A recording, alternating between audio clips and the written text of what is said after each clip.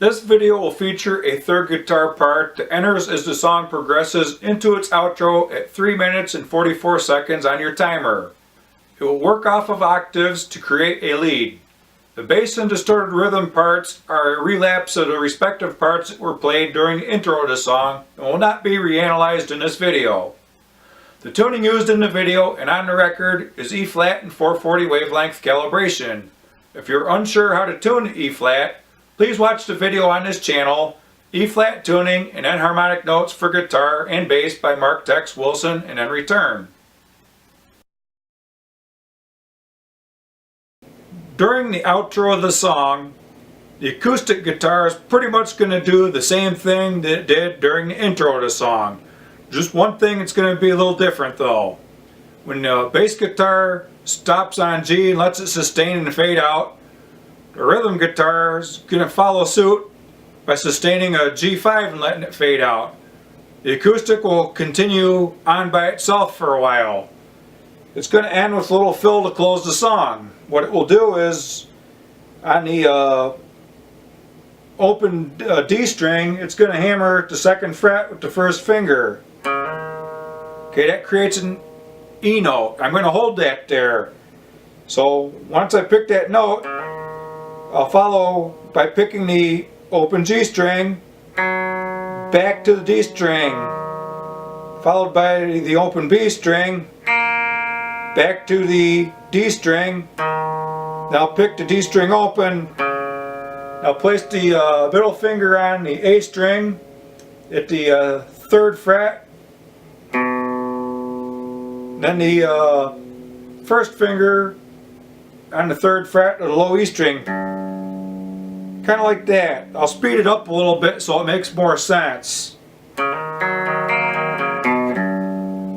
of like that. So when it's going through this pattern, it'll actually do that once it gets to C.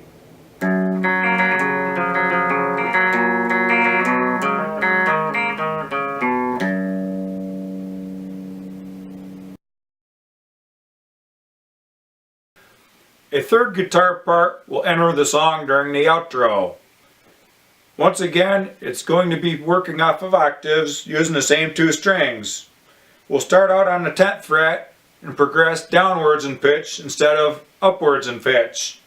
So place your first finger on the 10th fret of the A string and your 3rd finger on the G string at the 12th fret.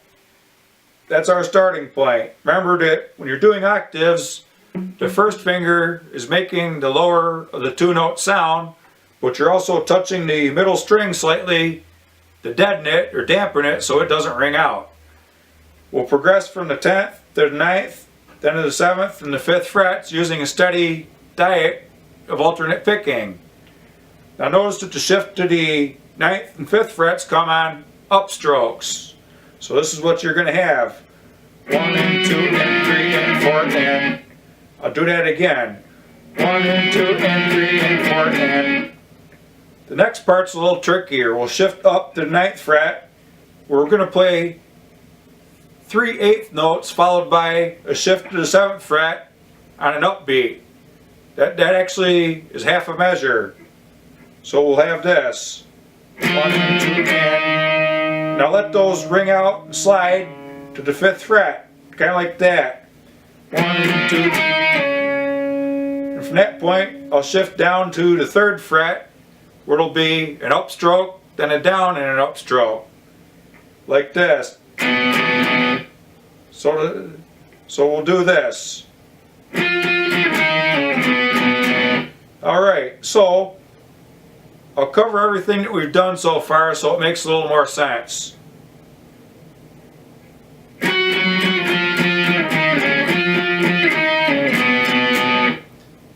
Okay, that actually repeats twice. And after that point, we'll shift back up to the 10th fret, where we're going to play half a measure. Basically 1 and 2 and shift to the 12th fret to finish the measure. So you'll have 1 and 2 and 3 and 4 and. You'll remain on this fret for another measure. 1 and 2 and 3 and 4 and. Where you'll shift back down to the 10th fret for 2 more measures. 1 and 2 and 3 and 4 and 1 and 2 and 3 and 4 and that's where you end it, on the 9th fret on 1. So to recap everything we've done so far, I'll give you a 4 count lead in. I'm not going to count the time though, I'll just tap my foot. 1, 2, 3, 4.